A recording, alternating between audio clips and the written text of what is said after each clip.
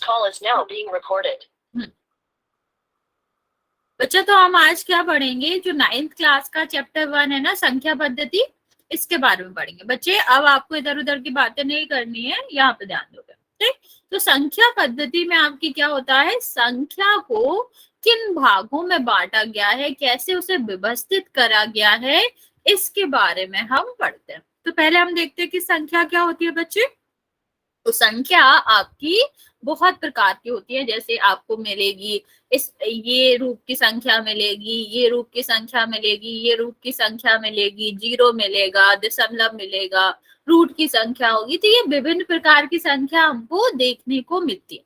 अब ये विभिन्न प्रकार की संख्याओं को हम क्या क्या नाम देते हैं, कैसे इन्हें वर्गीकृत करते हैं, ये हम किस में पढ़ेंगे बच्चा, क्लासिफिकेशन में पढ़ेंगे।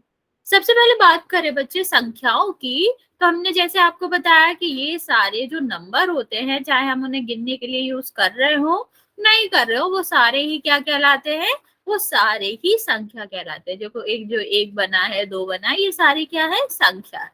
अब इसके बारे में बात करते हैं बच्चे, जो संख्या है उसको हम एक रेखा में व्यवस्थित कर सकते हैं। ठीक है, हम सारे नंबर को, सारी संख्याओं को एक रेखा पर व्यवस्थित कर सकते हैं। ओके बच्चे, ठीक है, अब यहाँ पे ध्यान दो। अब इस संख्या को, इस रेखा को जहां पर हम संख्या को व्यवस्थित कर सकते हैं, उसे हम क्या कहते हैं, संख्या रेखा कहते हैं। और आप सबको ही पता है रेखा कैसी होती है, सीधी रेखा। तो एक ऐसी रेखा, एक ऐसी सीधी रेखा जिस पर संख्याओं को बराबर दूरी पर व्यवस्थित किया जाता है, इसको हम क्या बोलते हैं बच्चा, इसको हम बोलते हैं संख्या रेखा। अब हम देखेंगे कि संख्या के प्रकार कौन कौन से हैं, संख्या के भाग कौन कौन से हैं, और उनको इस संख्या रेखा पर प्रदर्शित कैसे किया जा सकता है। तो सबसे पहले बात देखें बच्चा, तो सबसे पहले आपका प्रकार कौन सा आता है, नेचुरल नंबर, जिसको हम प्राकृतिक संख्या कहते हैं। ये हम पहले भी आपको बता चुके हैं कि प्राकृतिक संख्या क्या होती है, गिनती वाली संख्या होती है, जिनको हम गिनने में यूज करते हैं। ठीक है, क्या कह सकते हो, सारी की सारी जो धन वाली संख्या होती है, पॉजिटिव संख्याएं होती हैं, इनको हम क्या कहते हैं, इनको हम नेचुरल नंबर या फिर प्राकृतिक संख्या या फिर गणना करने वाली संख्या कहते हैं। शुरू कहाँ से होती है बच्चा, एक से शुरू होती है, और जाति कहाँ तक है, अनंत तक। ओके, ये हम लॉन्ग नहीं जा रहे बच्चा, यहाँ पे ध्यान दो। हम बिल्कुल डिटेल में नहीं जा रहे, क्योंकि हम ये आपको पढ़ा चुके। अब ये सारा जो नेचुरल नंबर है, प्राकृतिक संख्या, इसको संख्या रेखा पर भी प्रदर्शित कर सकते हैं, जैसे कि हमने आपको लास्ट में बताया भी था। जो आपका बीच का पॉइंट होता है, इसको हम क्या कहते हैं, जीरो कहते हैं। इसके दाएं तरफ जो भी संख्याएं आती हैं, उनको हम क्या कहते हैं, उनको हम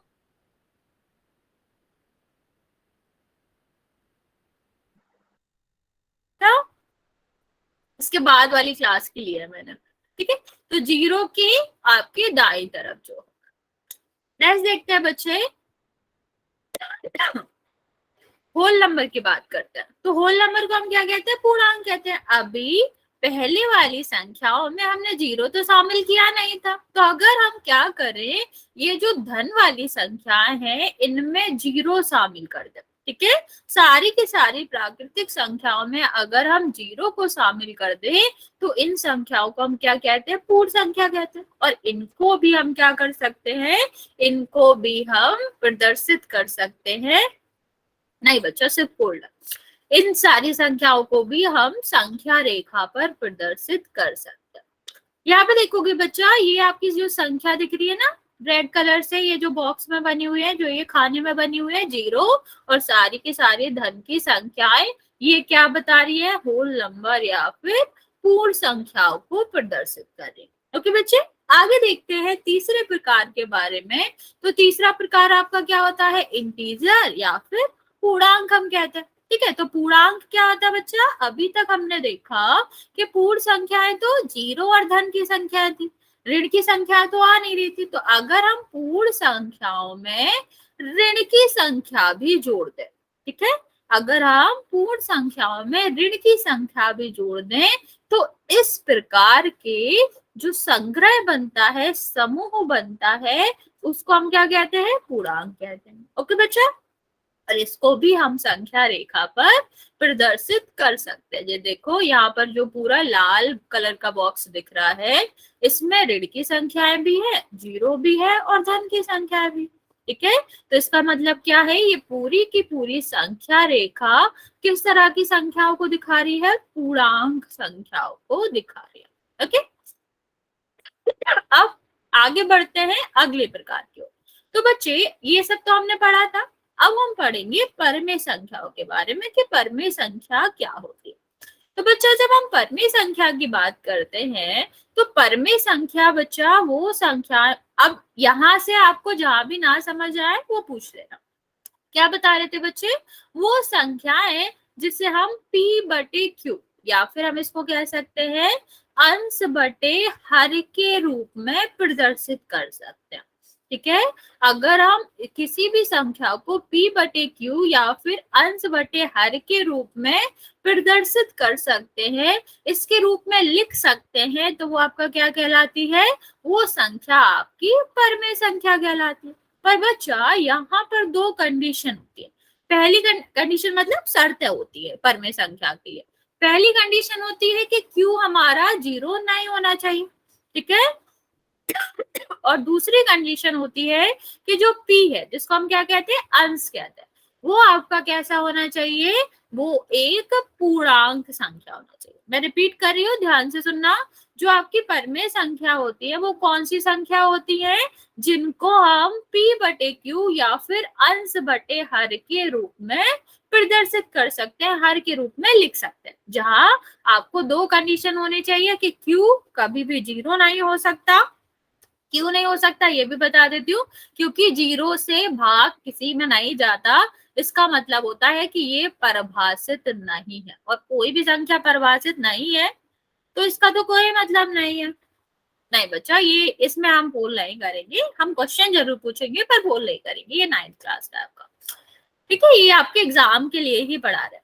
नेक्स्ट देखो बच्चा, और p के लिए आपका क्या है, p आपका पूर्णांक होना चाहिए। पूर्णांक मतलब धन की संख्याएं, ऋण की संख्याएं और जीरो। ठीक है, ना तो इसमें दशमलव आएगा इस तरह की संख्याएं, ना तो रूट की संख्याएं आएंगी, और ना ही आपकी इस तरह की अशांत दशमलव की कैसी अनावर्ती संख्याएं आएंगी। अनावर्ती का मतलब सेम सेम रिपीट ना हो रहा, ये हम डिटेल में बताएंगे आपको। अब आप मुझे ये बताओ, इन परिभाषा के हिसाब से जीरो और 3, इनमें से कौन आपका रैशनल नंबर है, कौन सी परमेय संख्या है और कौन सी नहीं।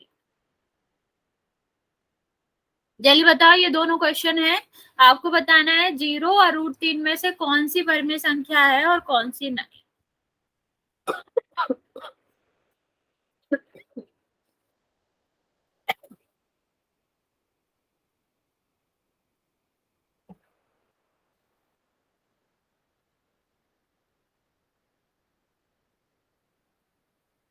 आप अगर ये तीनों कंडीशन याद रखोगे, प्रीमेच्योर क्या क्या प्रीमेच्योर, कुछ भी बोल रहे हो। ठीक है, ये आपका क्या है, आप अगर ये कंडीशन याद रखोगे ना, तो आपको कभी कंफ्यूज नहीं होगा कि संख्या p/q के रूप में होनी चाहिए, q जीरो नहीं होना चाहिए और p हमेशा पूर्णांक होना चाहिए। 0 0 0 8 8 कहां से आया, देखो ये वाली संख्याएं हम आपको बता देते हैं। पहला आपका संख्या क्या है, जीरो। अब बच्चे जीरो ऐसा कुछ भी नहीं है, 0/1, इसको क्या कहते हैं बच्चा, ये आपका अंश हो गया, ये आपका हर हो गया। ठीक, तो आपका अंश बटे हर जो है वो आपका क्या हो रहा है, ये संख्या जीरो को हम अंश बटे हर के रूप में प्रदर्शित कर सकते हैं। अब शर्तें देख लेते हैं। शर्त क्या थी कि क्यू जीरो नहीं होना चाहिए, नहीं है।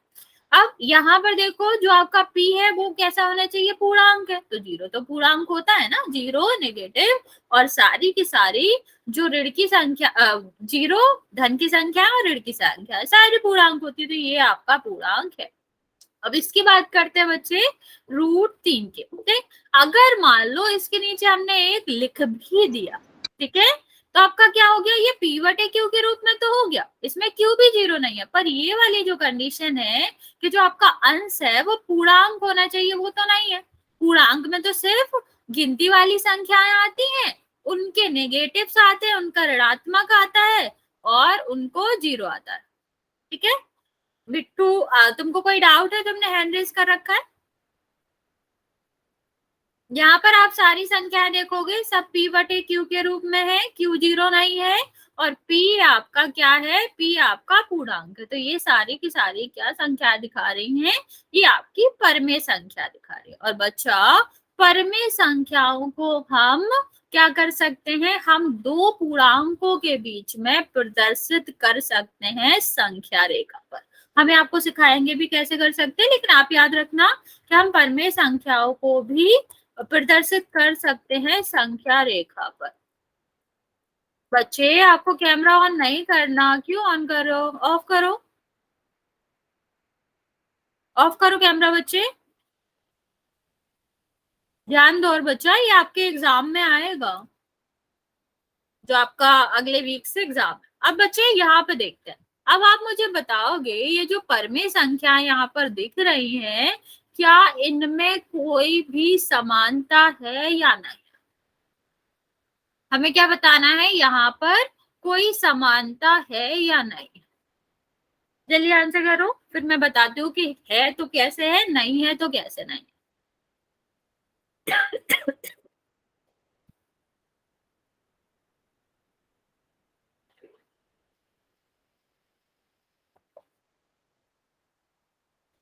है सबको पता है। अब हम आपको बता भी देते हैं कि कैसे। अब यहाँ पे देखो बच्चा, क्या होता है जब हम परमेय संख्या लिखते हैं ना, तो परमेय संख्या में या फिर आप ऐसे कर लो कि हमें क्या करना होता है, अगर इन दोनों में अंश बटे हर में कोई भी कॉमन गुणज, गुणज का मतलब समझते हो, जिससे हम दोनों में भाग दे सकते हैं, ऐसी संख्या जिनमें हम दोनों ऊपर अंश में भी और हर में भी भाग चला जाए, तो वो क्या होता है, वो कट जाता है। ठीक है, तो ये दोनों में तो कोई कॉमन नहीं है, तो ये तो 1/2 ही रहेगा। अब यहाँ पे देखो ये भी 2 से कट सकती है, या सिर्फ ये भी 2 से कट सकती है, तो काट दो, तो क्या हो जाएगा 1 और ये क्या हो जाएगा 2, तो ये क्या बन गई 1/2 हो गई। मतलब ये और ये इन दोनों का ही मान एक सा है, मतलब ये बराबर है। यहाँ पे देखोगे तो ये भी 10 से कट सकती है और ये भी 10 से कट सकती है। इसे 10 से काटोगे क्या आएगा 1 और इस 10 से काटोगे क्या आएगा 2, दोनों भी क्या हो गए बराबर हो गए। यहाँ भी हम क्या कर सकते हैं 25 से काट सकते हैं। आई नो बच्चा, पर सबको लेके चलना पड़ता है ना, you are not only one in the class. यहाँ पे देखो बच्चे ये भी 47 से कट सकता है। नहीं बच्चे, प्राइम नंबर नहीं है जीरो, एक भी किसी में नहीं आता, ना वो भाज्य में आता ना अभाज्य में आता, और जीरो तो किसी में आता ही नहीं है। कहाँ चलेंगे क्लास के सिलेबस में। देखो अब यहाँ पर अगर हम क्या निकालें, सबका रूप निकाले, समान रूप निकाले, ठीक है, तो आपका क्या आएगा सरलतम रूप निकाले। इस रूप को हम क्या कहते हैं बच्चा, सरलतम रूप कहते हैं। सरलतम मतलब समझते हो, सरलतम रूप का मतलब होता है कि अंश और हर कोई भी समान गुणज से कट ना हो, समान गुणज से ना कटे। ठीक है, मैं रिपीट कर रही हूँ, ये आपके सिलेबस में भी है। सरलतम रूप क्या होता है बच्चा, कि कोई भी परमेय संख्या जो कि हर और अंश के रूप में है, इन दोनों में कोई समान गुणज ना हो, कोई भी एक संख्या से ना कट रहा। ठीक है, तो हम क्या कहते हैं, इनको हम समान क्या कहते हैं, इनको सरलतम रूप कहते हैं। तो यहाँ पर बच्चे जो भी संख्याएं दी गई थी, इनका सरलतम रूप एक ही है। बच्चा प्रवीण कुछ पूछना है आपको? कहीं भी समझ ना आए, कहीं भी रिपीट करवाना हो पूछ लेना। यहाँ पर बच्चा क्या समानता थी, यहाँ पर समानता थी कि सारी की सारी जो संख्याएं हैं उनका सरलतम रूप एक ही था। और बच्चे जिनका सरलतम रूप एक ही होता है उन्हें हम कहते हैं तुल्य परमेय संख्या। मैम, हाँ मैम ये कॉपी में लिखना है मैम। हाँ बच्चा, आप चाहो तो वीडियो रिकॉर्डिंग भी देख सकते हो, उससे भी आपको नोट्स मिल जाएंगे, लेकिन आपको लिखना ही आपके एग्जाम में आएगा जो 1 तारीख से स्टार्ट हो रहा है। ठीक है, तो आपको ये ध्यान से समझना। ठीक है मैम, ठीक, ओके मैम। ओके। तो बच्चा जिनका क्या होता है, सरलतम रूप जिन भी परमेय संख्याओं का सेम होता है उनको हम क्या कहते हैं, तुल्य परमेय संख्या कहते हैं। अब आपको क्या बताना है, मैं आपको एक दो क्वेश्चन दे रही हूँ जिसे आप सॉल्व करोगे। यहाँ पर लिख लो, आपको बताना है इसका सरलतम रूप और इसका सरलतम रूप। ये दोनों क्वेश्चन है, इनका सरलतम रूप बताओ फिर आगे बढ़ते हैं।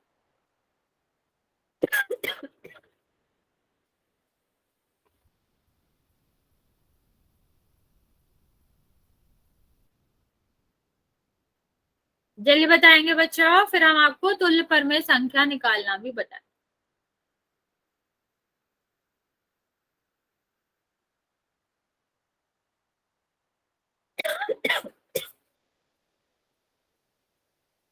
किसी को कॉपी नहीं करना है बच्चा, सबको खुद से ट्राई करना है। तो हाँ, मैंने दोनों आंसर से ओके, बाकी बच्चे भी जल्दी से आंसर दो फिर आगे बढ़ेंगे।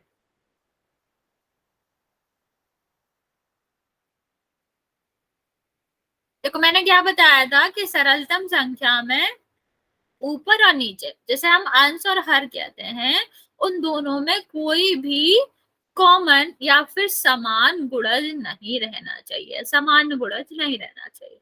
तो हाँ, ये देखो आप कि क्या है, ये दोनों ही आपस में कट सकती हैं, कितने से, ये 5 से कट जाएगा, तो 5 से कटेगा तो क्या आएगा, 3 आएगा। अजीब सा 3 नहीं आएगा, सही से 3 आएगा। ये क्या हो गया बच्चा, 3 हो गया, और इसे 5 से काटोगे तो क्या हो गया, 10 हो गया। अब सेम बच्चे यहाँ पे हो जाएगा, ये आप क्या करोगे, ये दोनों ही आपको दिख रहे हैं कि 3 से कट सकते हैं, तो इसे 3 से काटोगे तो क्या आ जाएगा, 3, और इसको काटोगे तो आपका कितना आ जाएगा, 10। तो ये भी 3/10 आया और ये भी 3/10 आया। अब देखो इन दोनों का क्या है, समान रूप जो है, मतलब जो हमारा सरलतम रूप है वो एक साथ, इसका मतलब 15/50 और 9/30 आपस में क्या है, तुल्य परमेय संख्या है। ये वाली बात समझ आई। अगर जिनका समान रूप या फिर जो सरलतम रूप सेम होता है उन्हें हम क्या कहते हैं, तुल्य परमेय संख्याएं कहते हैं। ओके, चलो अब मैं आपको तुल्य परमेय संख्या निकालना भी बता देती हूँ कि कैसे निकालते हैं। मान लो आपको दिया गया है 1/5, अब इसकी हमें निकालनी है 5 तुल्य संख्या। ठीक है, क्या निकालना है, 5 तुल्य संख्या। तो हमने आपको क्या बताया था कि सरलतम रूप में अगर क्या हो, ऊपर और नीचे एक ही संख्या का गुणा हो तो वो क्या हो जाती है, तुल्य परमेय संख्या या तुल्य संख्या बन जाती है। तो हम करते क्या है बच्चे, जितनी भी परमेय संख्या निकाल ले, एक को छोड़ के हम सेम नंबर का ऊपर नीचे गुणा करते रहते हैं। तो अगर हम इसे 2 का गुणा कर दे, इसमें 2 का गुणा कर दें, तो देखो नंबर क्या बन गया, 2/10। लेकिन इसका सरलतम रूप क्या है, 1/5। तो ये आपका क्या हो गई, पहली तुल्य संख्या हो गई। दूसरा हम क्या कर सकते हैं बच्चे, 1/1 × 3, और यहाँ पर भी क्या हो जाएगा, 5 × 3। हमेशा याद रखना बच्चा, जब हम तुल्य परमेय संख्याएं निकालते हैं तो अंश और हर में समान संख्या का गुणा करेंगे। अगर समान संख्या का गुणा नहीं करोगे तो आंसर सही नहीं आएगा। ओके, तो यहाँ पर हम जब तुल्य संख्याएं निकालते हैं तो अंश और हर में एक ही संख्या का गुणा करते जाओ। 2 से स्टार्ट करो, 2, फिर उसके बाद 3, 4, 5, 6 ऐसे बढ़ते जाओ, आपको जितनी संख्या चाहिए वो मिल जाएंगे। ये हमारी दूसरी आ गई। अब क्या कर सकते हैं, 4 का गुणा भी कर सकते हैं। अब वैसे किसी भी संख्या का गुणा कर सकते हो, कोई दिक्कत नहीं है, पर हम लाइन से क्यों चल रहे हैं, ताकि हम कंफ्यूज ना हो और हमारा आंसर आ जाए। हम आंसर ऐसे भी निकाल सकते थे बच्चा कि 1/5 में 20 का गुणा ऊपर कर दें और 20 का गुणा नीचे कर दें, ठीक, तब भी हमारी तुल्य परमेय संख्या ही आती। तो ये आपका समझ आया बच्चा आपको, यहाँ तक क्लियर है बच्चे, जल्दी से आंसर कर दो फिर हम आगे बढ़ेंगे। अच्छा चलो ये क्वेश्चन कर लेते हैं तो आपको और समझ आएगा। जल्दी जल्दी आंसर करना, पर आपको 2/9 की दो तुल्य परमेय संख्या बताना।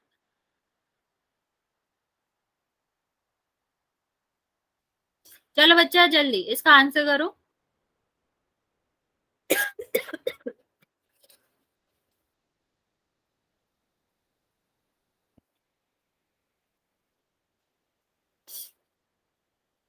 वैसे आप किन्हीं भी संख्याओं का गुणा कर सकते हो ऊपर नीचे, पर हम लाइन से इसलिए चलते हैं ताकि गलत ना हो। आप लोग अलग उत्तर देने के लिए कोई दूसरी संख्या का भी गुणा कर सकते हो, 2 3 4 5 6 को छोड़ के बड़ी संख्या का भी कर सकते हैं।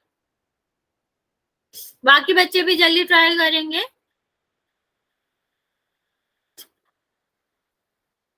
ओके बच्चा एक ही बार आंसर करना। हाँ हाँ बस एक दो बच्चे और आंसर कर दें, फिर मैं हम आगे बढ़ेंगे। ओके हाँ कितने का भी कर सकते हो, हम 100 का भी कर देना तब भी तुल्य पर में संख्या रहेगी। मान लो मैं इसमें 100 का गुणा कर दूं और इसमें 100 का गुणा कर दूं, कितना आ जाएगा 200 बटे 900, तब भी ये पर में तुल्य पर में संख्या हुई, क्योंकि अगर हम इस 100 से काट देंगे तो 2 बटे 9 आ जाएगा। आपने जो दिया है उसमें क्या किया, आपने 2 2 का गुणा ऊपर नीचे करा तो आपका 4 बचे 18 आ गया। हाँ आगे नहीं जाना आप, ठीक है। अब यहाँ पे देखो हम क्या कर सकते थे, 5 का भी गुणा कर सकते थे दोनों में, तो क्या हो जाता 10 बटे 45, ठीक है। क्या 2 का तो करा है और 4 का करा, अच्छा 4 का करा, ओके। इतनी बात समझ आ गई बच्चा, ओके। तो हम क्या कर सकते हैं बच्चे, अब हम आपको बताते हैं कि जो दो परमेय संख्याएं होती है ना, जैसे मान लो आपकी 0 है, 0 भी परमेय संख्या, 1 भी परमेय संख्या, इनके बीच में हम बहुत सारी परमेय संख्याएं निकाल सकते हैं।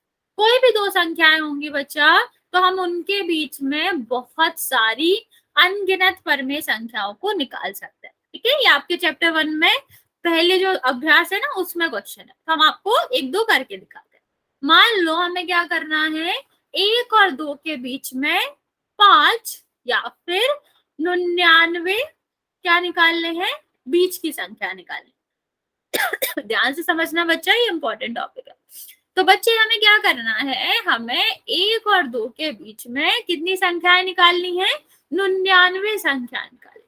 तो बच्चे जितनी हमें संख्याएं निकालनी होती हैं उसमें हम क्या करेंगे, 1 जोड़ देंगे और उसका गुणा हम क्या करते हैं, ऊपर कर देते हैं, और उसका गुणा हम क्या कर देते हैं, नीचे कर देते हैं। कुछ तो बदला नहीं, तुल्य परमेय संख्या है, वैल्यू वही रहेगी। इतना समझ आया बच्चा। तो ये क्या हो जाएगा 100 बटे 100 और ये क्या हो जाएगा 200 बटे 100, ठीक। अब देखो अब हम क्या करते हैं, जब हमें बीच की संख्या निकाल, बच्चा ये सब नहीं करना आपको, यहाँ पे ध्यान दो। अगर जब हमें क्या करना है, जब हमें परमेय संख्या निकालनी है तो हम हर चेंज नहीं करते, हम क्या करेंगे, सिर्फ अंश चेंज करेंगे और हमें बीच की संख्याएं मिल जाएंगी। जैसे 100 के बाद क्या आएगा 101, फिर 102 और फिर 103, ये सारी संख्या बीच की है ना। चाहे देखो दशमलव में निकाल के देख लो, ये क्या है 1, ये क्या है 1.01, ये क्या है 1.02, ये क्या है 2।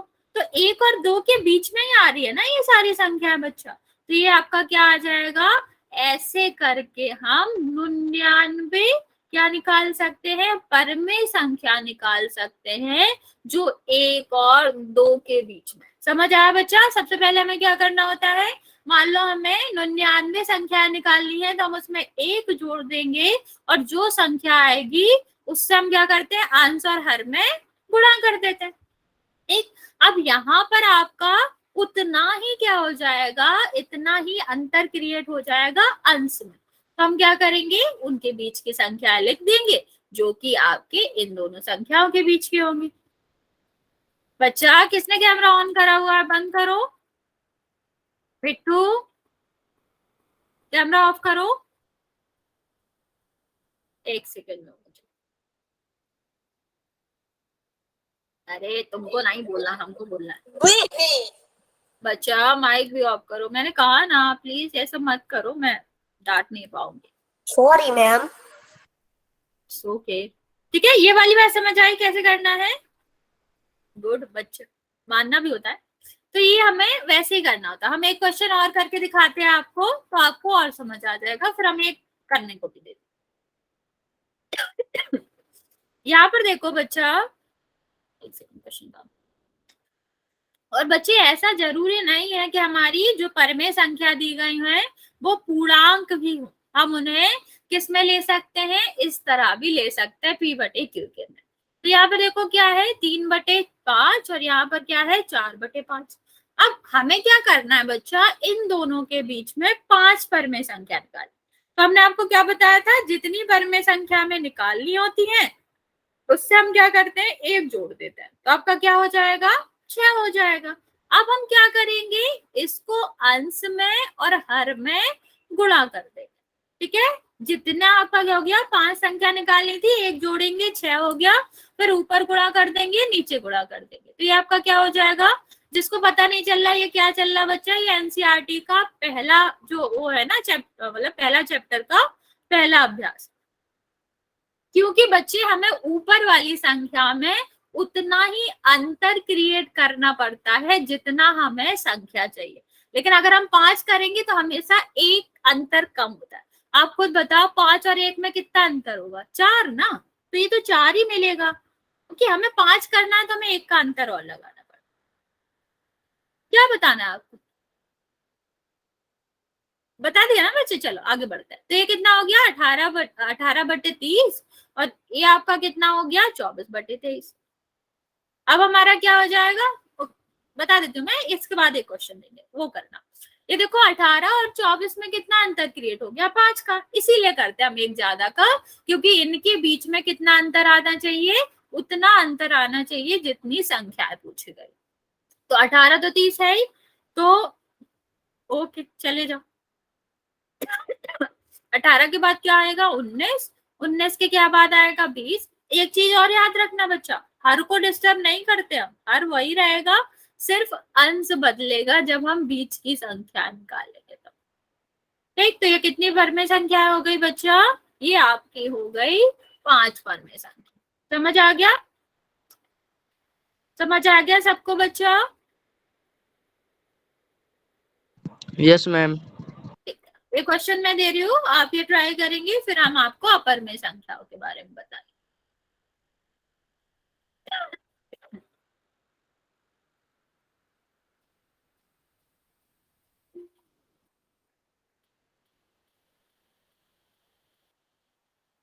अरे एक सेकंड,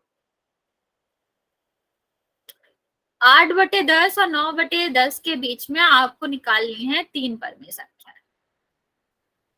ओके बच्चा, कहाँ ना चले जाओ।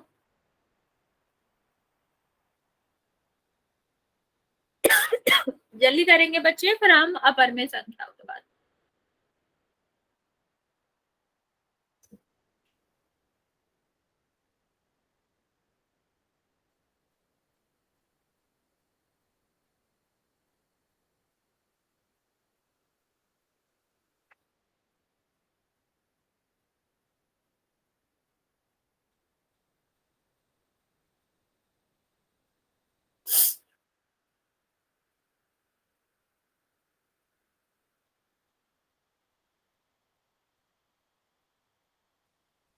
ये सही तरीका है, आप बटे भूल गए, ऐसे नहीं चलेगा। बटे लिखना है आपको, वरना आंसर कंप्लीट नहीं होगा। मैं मानती हूँ कि शॉर्टकट में आपने लिख दिया, बट ये सही आंसर नहीं है, सही तो आपको बटे में ही लिखना पड़ेगा।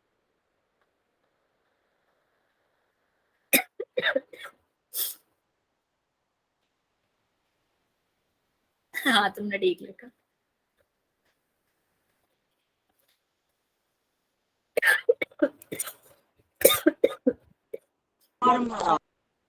चलो क्या बता, अच्छा म्यूट करो जिसका माइक ऑन है। टीम बांट लो अपनी ओर।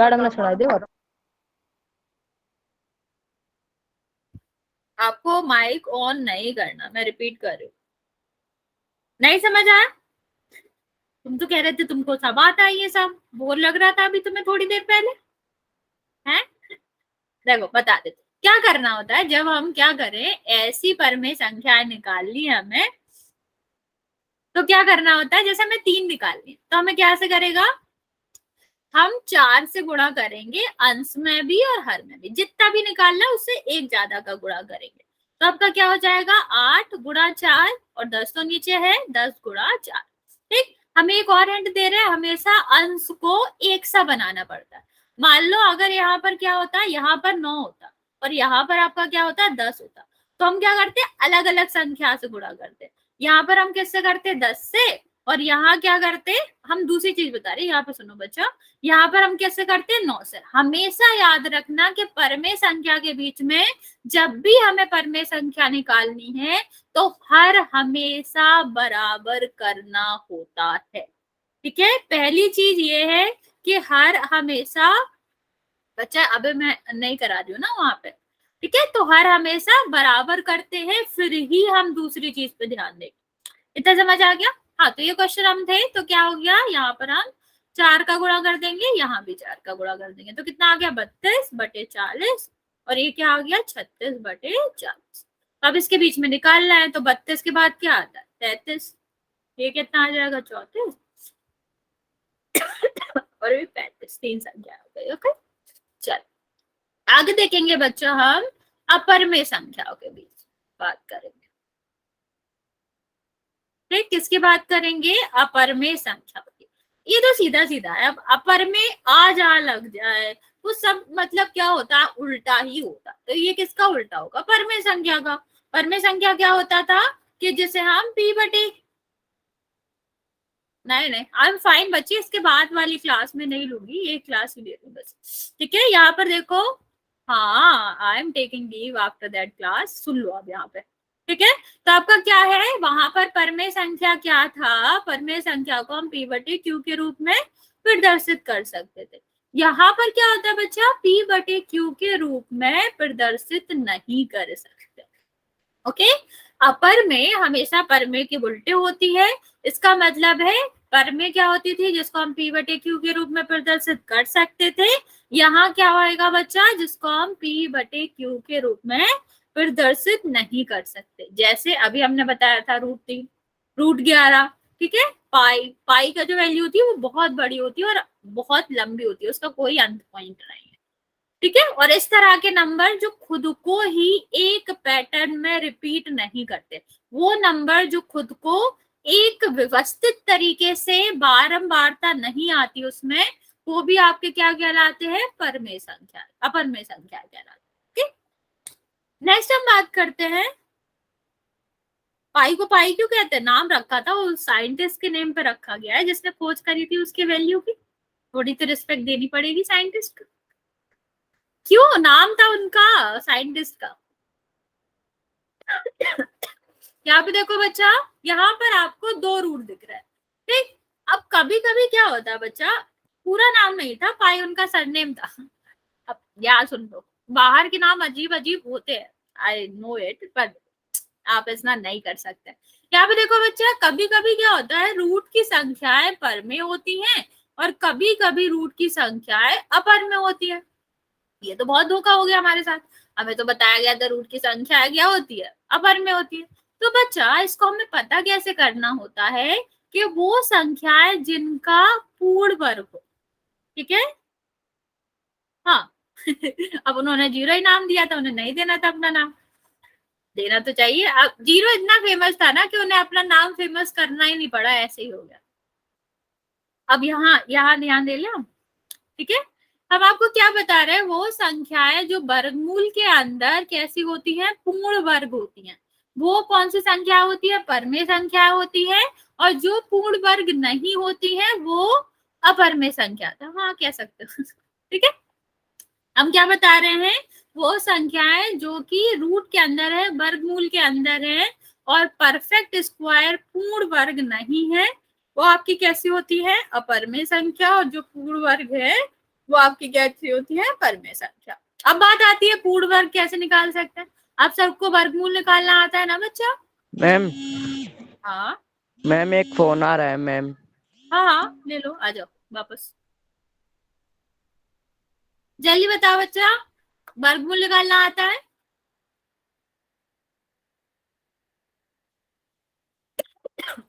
ओके, मैं आपको बता भी देती हूँ क्या होता है बच्चा। वर्गमूल में सबसे पहले हम जो संख्या है ना, ठीक है, अच्छा घनमूल होता है वो, ओके ठीक है, तो जो संख्या है उसका हमें क्या करना पड़ता है, उसके हमें करने पड़ते हैं गुणनखंड। तो कर दो इसके गुणनखंड, कितना आया 4 का गुणनखंड 2 गुणा 2, ठीक। तो जिनका हमारा समूह बन जाता है, जिनका युग्म बन जाता है, युग्म का मतलब होता है दो चीजें एक से, ठीक है, वो क्या आ जाते हैं, वो रूट से बाहर आ जाते हैं। यहाँ पर देखो दो ही संख्या थी, एक सी थी, ये बाहर आ गई, तो रूट तो चला ही गया ना। अब इसको तो हम 2/1 लिख के परमेय संख्या कह सकते हैं।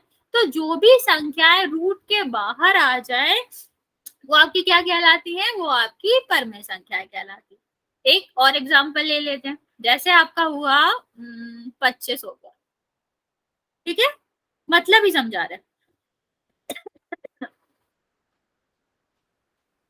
क्या हो गया ये, यहाँ पे देखो 25 में हम क्या करते हैं, सबसे पहले इसके गुणनखंड करते हैं।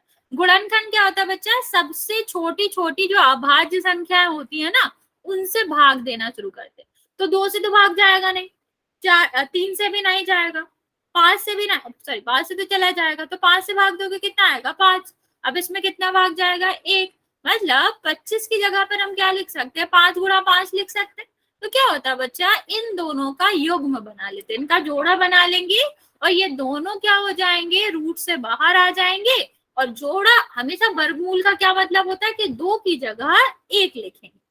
यहाँ पर ध्यान दो बच्चे, देखो मैं इंपॉर्टेंट चीज पढ़ा रही हूँ। मान लो हमें क्या करना है, 36 का वर्गमूल निकालना है, तो हम सबसे पहले क्या करेंगे, 36 को भाग करेंगे 2 से, पहले 2 से ही शुरू करते हैं, अभाज्य संख्याओं से शुरू करते हैं।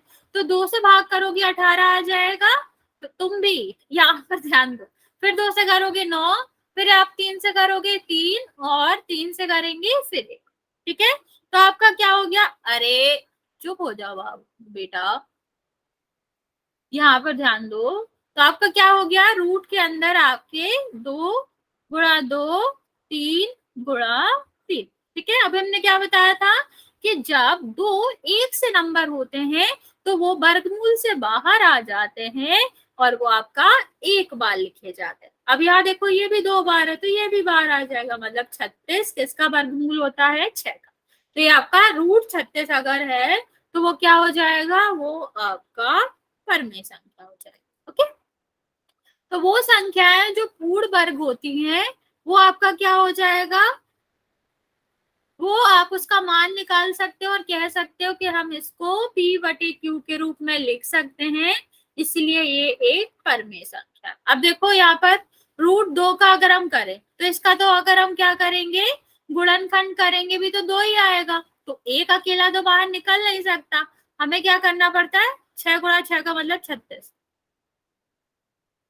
कर सकते हैं। लेकिन रूल ये नहीं होता, रूल हमेशा कहता है कि अभाज्य संख्याओं से ही हमें भाग करना होता है, मतलब उनका जो गुणनखंड होता है वो हमेशा अभाज्य संख्या में, याद है तो अलग बात है। तो देखो बच्चा ये तो एक ही है, इसका तो जोड़ा कुछ है नहीं, तो ये रूट में ही रहेगा, बाहर आएगा नहीं, और जब बाहर नहीं आएगा तो ये क्या हो जाएगा, अपरमेय संख्या हो जाएगा, ओके। यहाँ तक समझ आया बच्चा,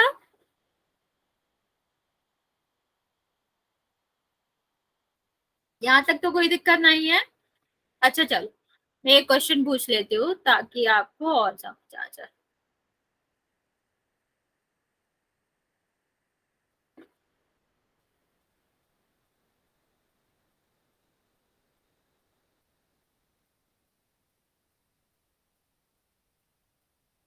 बच्चा यहाँ पर ध्यान दो, मत करो। आप मुझे बताओ कि 121, 121 छोड़ो, 120 और 144 दोनों में से कौन परमेय संख्या है, कौन अपरमेय संख्या, परमेय और अपरमेय, ठीक है। 2 क्वेश्चन दिए मैंने, जल्दी करके आंसर बताओ मुझे, कौन सा परमेय है कौन सा अपरमेय। फिर हम सीखेंगे कि अपरमेय संख्याओं को संख्या रेखा पर कैसे करें। 120 परमेय है, रूट लगा है बच्चा, पहले उसके गुणनखंड करके उसे बाहर निकालो, क्या सारे जोड़े बन के बाहर आ रहे हैं, अगर बाहर आ जाए तभी वो परमेय होता है, वरना नहीं होता। सबसे पहले उसके गुणनखंड करो, ऐसे तुक्का तो मारना नहीं है, बिल्कुल गुणनखंड करो उसके। अरे 69 कहाँ से आ गया, ऑप्शन में ही नहीं है वो।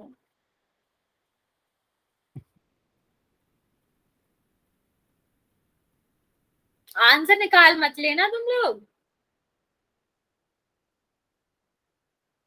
मैं थोड़ा टाइम और दे दे, पहले गुणनखंड करो उसके। अच्छा बताओ, अगर वो परमेय संख्या है तो उसका अंडर रूट कितना आ रहा है? 120 क्या?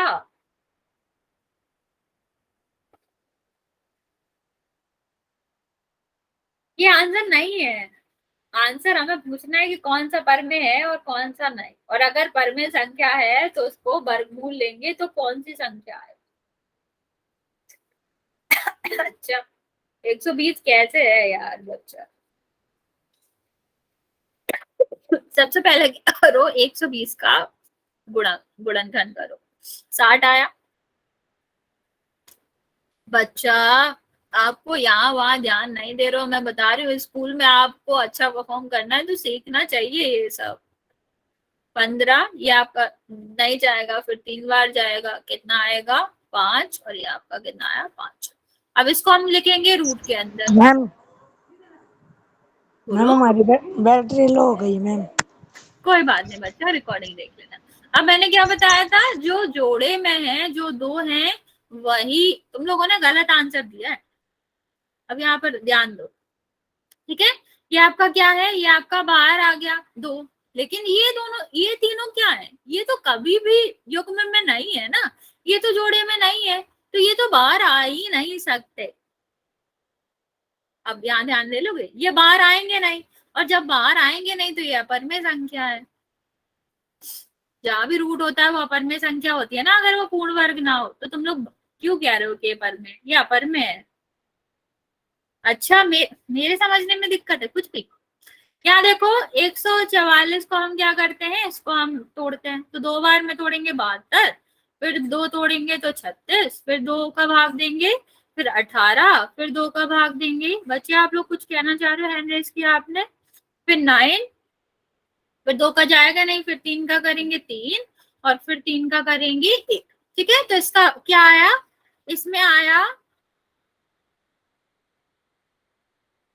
बच्चा, मैंने स्टार्टिंग में ही क्लास में कहा था कि अगर सामने वाले की तबीयत खराब नहीं है तो मतलब तबीयत खराब है तो आपको मानवता की खातिर उसे परेशान नहीं करना चाहिए। आप पढ़ो ना, मैं पढ़ा रही हूँ इन्हें अच्छे से। ये और आपका इम्पोर्टेंट भी है, इसमें से कोई भी क्वेश्चन आपके एग्जाम में आ सकता है। अब देखो ये आपका क्या हो जाएगा, ये युग्म बन गया, ये जोड़ा बन गया, बाहर आ जाएगा, ये जोड़ा बन गया, बाहर आ जाएगा, ये जोड़ा बन गया, बाहर आ जाएगा। तो कितना हो गया, 6 और 12, तो सारे बाहर आ गए ना, तो ये परमेय संख्या हो। समझ नहीं आया? देखो करना क्या होता है, जब भी हमसे पूछा जाए रूट की संख्या के साथ कि ये परमेय है या अपरमेय, तो सबसे पहले उस संख्या का क्या करो, उसका कर दो गुणनखंड। ठीक है, तो हमने इसका भी गुणनखंड किया, इसका भी गुणनखंड कर दिया। अब इसकी जगह पे हम ये लिख सकते हैं ना, एक ही बात हुई। तो अगर ये जोड़े में आ रहे हैं, ठीक, 2-2 में आ रहे हैं, तो ये क्या हो जाता है, ड्रामा ना करो, यहाँ ध्यान दो। तो ये क्या हो जाएगा, ये बाहर आ जाएंगे। तो ये क्या हो गया, ये सारे जोड़े में थे, सारे बाहर आ गए, अंडर रूट तो बचा ही नहीं। अगर सारे बाहर आ जाते तो अंडर रूट हट जाता, तो जब अंडर रूट हट गया तो ये कैसी संख्या हो गई, परमेय संख्या हो गई। और जब अंडर रूट नहीं हटा, यहाँ देखो इन तीनों संख्याओं के युग्म या जोड़ा नहीं बन रहा था। अगर जोड़ा नहीं बनेगा तो ये रूट में ही रहेंगे, और जब आपका वर्गमूल का चिन्ह नहीं गया है तो ये आपकी क्या होती है, अपरमेय संख्या होती है। ओके बच्चे, आप समझ आया? इतना शॉर्ट फॉर्म मत लिखो, मुझे समझ नहीं आता। कर लो तुम, एक बूढ़ी आत्मा को परेशान कर लो तुम। यहाँ देखो, अब हम क्या देखेंगे, नंबर लाइंस पे हम रियल नंबर या फिर अपरमेय संख्याओं को कैसे शो कर सकते हैं। ठीक है, जोड़ा नहीं बच्चा, कहाँ जोड़ा, कुछ, हाँ जो सॉरी, हाँ जोड़ा युग्म मतलब जोड़ा, जोड़ा का मतलब 2-2 बार। ओके, वो वाला जोड़ा नहीं, धन वाला जोड़ा नहीं, जोड़ा मतलब युग्म, युग्म का मतलब दो, दो एक सी चीज है। ठीक है, यहाँ पर ध्यान दो बच्चा। आगे हम क्या देखेंगे कि सारे के सारे जो वास्तविक नंबर होते हैं ना, उनको हम क्या कर सकते हैं, उनको हम नंबर लाइन पर, बेटा इग्नोर करो, मेरे अंदर इतनी वो नहीं है क्या कह सकते हो, उतना वटेवर जो भी कहते हो, ताकत कह लो कि मैं अभी डांटू या कुछ बोलूं। ठीक है, तो आप यहाँ पे ध्यान दो, उसको जो बोलना है बोलना। ठीक है, तो हम बाद में वास्तविक संख्या की बात करते हैं। बच्चा अगर आपको सही में पढ़ना है तो बता दो, वरना आप लेफ्ट भी कर सकते हो। ठीक है, यहाँ हम आपको रिमूव कर देंगे अगर ये सब आप कर रहे हो तो। हाँ पढ़ो बच्चा, ये इंपॉर्टेंट है। हम वास्तविक संख्या की बात करें तो बच्चे जो भी रूट के नंबर होते हैं वास्तविक संख्याएं होती हैं। धन की, ऋण की, जीरो, ये सारी वास्तविक संख्या, मतलब हम इनको संख्या रेखा पर प्रदर्शित कर सकते हैं और ऐसी संख्या रेखा को हम वास्तविक संख्या रेखा कहते हैं। अब हम आपको सिखाएंगे कि √2 कैसे प्रदर्शित किया जाता है। ठीक है, यहाँ जो आपकी नंबर लाइन है, यहाँ पर हम आपको दिखाएंगे। तुम्हें भी पढ़ना है तो काहे डिस्टर्ब कर रहे हो। ठीक है, यहाँ पर देखेंगे हम जो रूट की संख्या होती है, जो वर्गमूल की संख्याएं होती हैं, हम इन्हें कैसे संख्या रेखा पर प्रदर्शित कर सकते हैं। मैं दोबारा बता रही हूँ बच्चा, ये और ये तीनों ही बहुत इंपॉर्टेंट है, तो आप ध्यान से समझो। ठीक है, पहला हम देखेंगे, आपके एग्जाम में भी बनाने को आ सकता है इनमें से कोई भी, तो आप ध्यान से पढ़ेंगे। √2 का देखते हैं बच्चा। तो सबसे पहले आपको ये संख्या रेखा पर बनाने के लिए हमें क्या आना चाहिए, पाइथागोरस थ्योरम। आपको पाइथागोरस थ्योरम के बारे में पता है, प्रमेय कहते हैं पाइथागोरस प्रमेय के बारे में। अरे आंसर नहीं कर रही हूँ मैं, बनाना सिखा रही हूँ तुम्हें, तो क्या करोगी यहाँ तक। अच्छा सब कुछ पता है तो रिवाइज कर लो अगर तुम्हें सब कुछ पता है।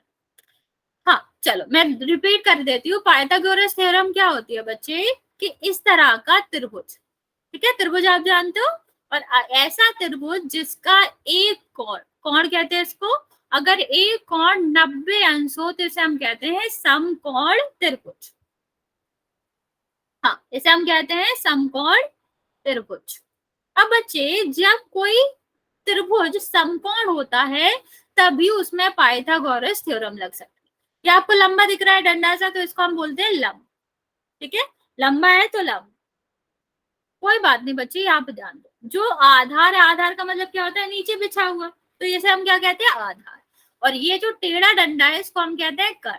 तो पाइथागोरस किसका नाम है बच्चा, मत करो ये सब, यहाँ पे ध्यान दो। पाइथागोरस थ्योरम पाइथागोरस नाम के एक साइंटिस्ट थे, मतलब मैथमेटिशियंस थे, साइंटिस्ट तो क्या ही, उन्होंने दिया था कि किसी भी समकोण त्रिभुज में लंब का जो स्क्वायर होता है, हाँ ये सीख लो, लंब का स्क्वायर होता है वो आधा और प्लस इन दोनों का जो योग होता है, लंब के और आधार के योग का, वो कर्ण के आधार के बराबर होता है, मतलब कर्ण के वर्ग के बराबर होता है। ये साइंटिस्ट नहीं थे बच्चे, साइंटिस्ट हम बोलते हैं जो साइंस में डिस्कवरीज करते हैं, जो मैथ्स में करते हैं वो मैथमेटिशियंस होते हैं। यहाँ पे देखो बच्चा, इन्होंने क्या बताया था कि किसी भी समकोण त्रिभुज में लंब का स्क्वायर और आधार का स्क्वायर हमेशा दोनों का योग कर्ण के स्क्वायर के बराबर होगा।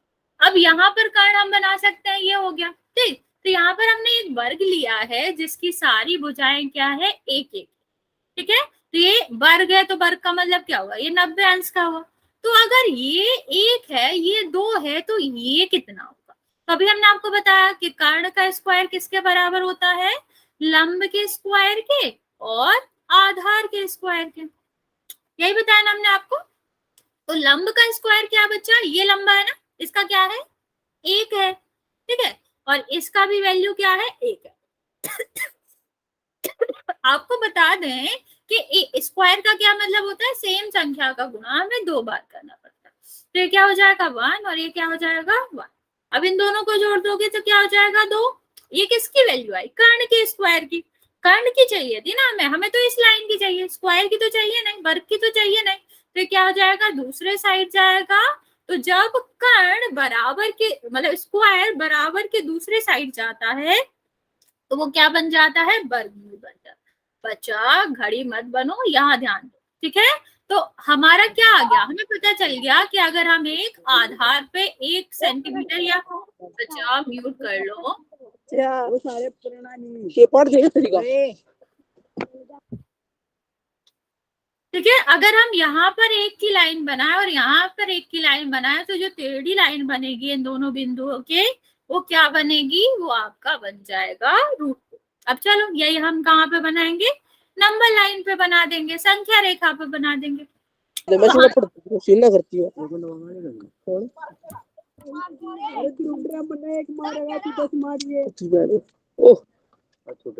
एक सेकेंड बेटा, किसकी है पटेल है पटेल।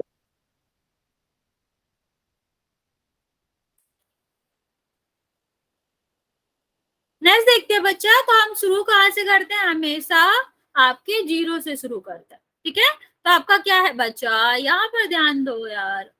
तो हम क्या करेंगे, 0 से 1 की लाइन बनाएंगे। अभी हमने सीखा ना, ऐसी 1 सेंटीमीटर की लाइन बनाओ यहाँ से, तो इन दोनों को हम जोड़ेंगे तो क्या आ जाएगा आपका, √2 आ जाएगा।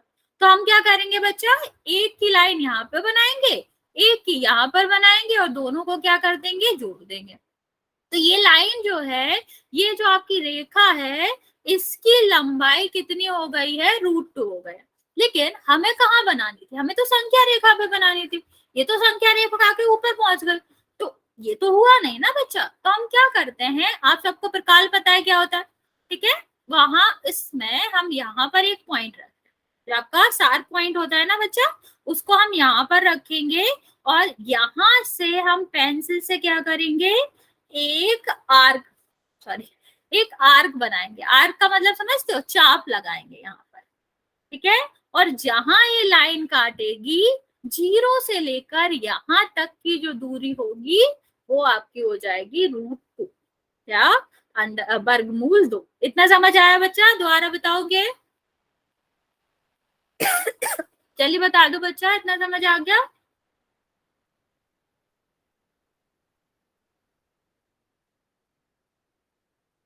बच्चे अगर तुम सही में परेशान कर रहे हो, विकास तुम्हें बता रही हो मत करो, हम √2 भी आज पढ़ लेंगे, फिर कल आगे पढ़ेंगे। और सही में नहीं समझ आया तो भले ही पूछ लो, मैं दोबारा बता, मैं आपको एक चांस और दे रही हूँ।